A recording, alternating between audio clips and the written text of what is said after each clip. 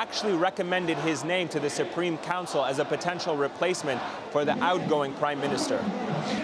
Ayman, you say he's coming down to this square, he has some support, but I mean, do many of the opposition groups, the broader parties, support his appointment as the new Prime Minister? Indeed, I mean, there's no doubt that political forces from all walks of life have been capitalizing on the public momentum that has been building up in Egypt for new political realities to form.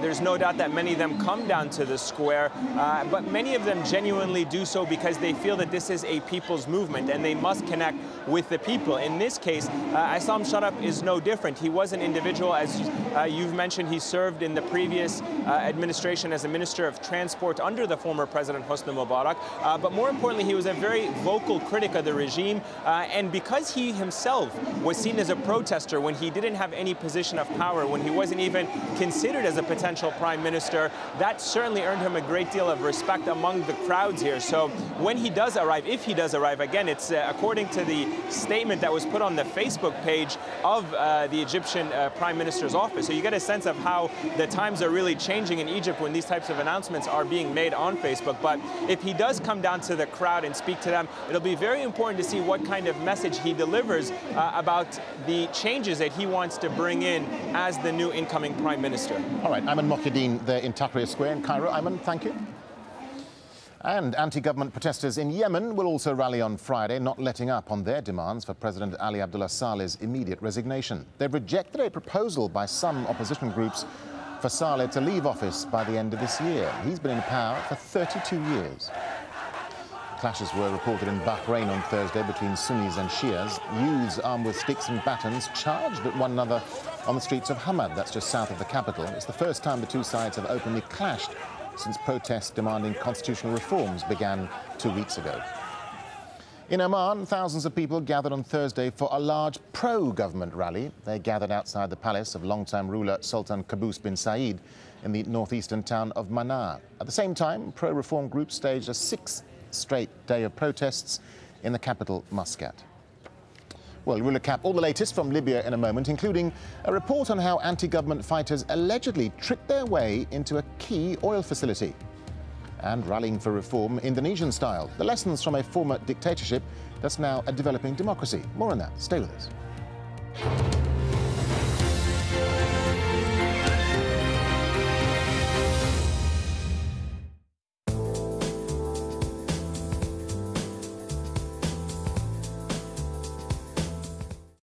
Welcome back to your international weather forecast. First, starting with Australia, we are seeing a persistent area of low pressure in the northern part of Australia, Northern Territory. That's going to be moving towards Queensland. Unfortunately, we're going to be looking at some heavy rain showers and the potential for flooding. Now, you can see right here on the satellite image, this is what we're talking about. And over the next couple of days, we expect to see anywhere from 100 to 120 millimeters of rain falling on Saturday as well as into Sunday. And this system is going to start to move down to the southeast, so that will be a problem there. As well as what is happening in parts of New Zealand, especially the South Island, Christchurch, we'll be seeing some very heavy rain showers pushing through with that frontal boundary. That's the same frontal boundary that has pushed through parts of southeastern Australia, bringing those cooler temperatures. And you can see Sydney only looking about 21 degrees and also Melbourne at about 23 degrees for them. Well, the temperatures are much warmer in India. We are looking at temperatures into the mid-30s. As you can see, fairly dry conditions across most of the continent. We are looking at Nagpur at 35 degrees as well as Kolkata at 35 as well. But what we need to be watching is down here towards the southeast, Colombo, seeing about 33 degrees and very heavy rain showers coming into their forecast. And over towards the Arabian Peninsula, we are looking at some very warm conditions as well. Those temperatures are going to be quite nice into the mid-20s. And we are looking at Doha, seeing about 24 degrees for them.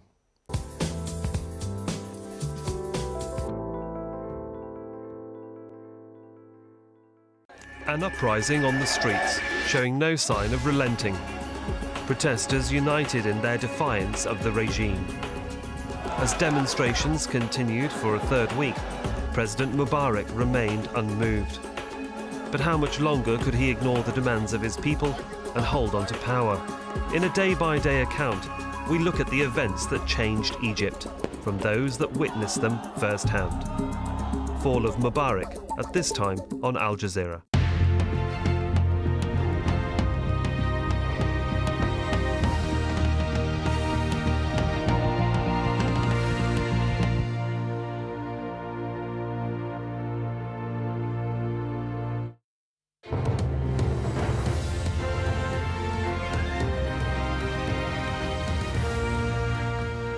Welcome back. A quick reminder of the top stories here on Al Jazeera. A Libyan warplane has carried out an airstrike on Friday near a rebel-held base in eastern Libya. According to witnesses, a bomb was dropped near a military base close to the town of AlJazeera. The witnesses say no one was injured and the bomb caused no damage. Other rebel fighters say 2 rockets were fired at the base, but both also missed their targets. US President Barack Obama has called for Libyan leader Muammar Gaddafi to go now, but while saying all options are on the table, Obama would not commit to enforcing a no-fly zone over Libya. And the International Criminal Court has announced a full investigation into alleged human rights violations in Libya. Prosecutor Luis Moreno Ocampo said Gaddafi's supporters have been identified and will be charged. Well, Al Jazeera has a dedicated website for receiving video from those close to the action. This next report by Tarek Baisley uses some of that video and shows oil facilities burning in the country's east. A Zuatina oil facility 130 kilometres south of Benghazi on fire after fighting. This video sent directly to Al Jazeera was shot on Thursday. The port is a vital piece of the country's oil infrastructure. It's now under the control of government forces after they apparently tricked guards into letting them into the facility. We came to the gate of the facility. We told them we were pro-Gaddafi. They invited us in, and then after we sat with them, we mugged them. We used our knives and managed to capture these weapons. They're not Libyans. Some of them are from Chad. All of them are from outside Libya. We've seen their IDs. They're not Libyan. In nearby Brega, another key oil export terminal, fighting has continued in and around the facility. This vehicle reportedly used by mercenaries guarding the gates to the terminal. There are reports that many of the wounded and killed have been hit with high-caliber anti-aircraft ammunition. The number of the people that are killed were more than the number of the guys that reached the hospital injured, and this do not happen. Usually have the number of the guys injured is much more than the guys killed. There are estimates 80% of Libya's oil fields are now under the control of anti-government forces. They risk their lives to take them and say they would do so again to bring down the government and secure the nation's future. Tarek Baisley, Al Jazeera. China has announced a big increase in this year's defense budget, but officials in Beijing say the 12.7% increase in military growth is not a threat to other countries. It would put China's 2011 military budget at almost $92 billion. The plan must be rubber-stamped by the National People's Congress, which begins its annual meeting on Saturday. Since the NPC session has not yet formally opened, if it's approved by the upcoming session, the defense budget for the year 2011 will be around 601.1 billion yuan. And Al Jazeera's Melissa Chan has more on the focus of this year's meeting. It's one of the few times of the year when China's leaders make major announcements. The National People's Congress, ostensibly the country's legislative body,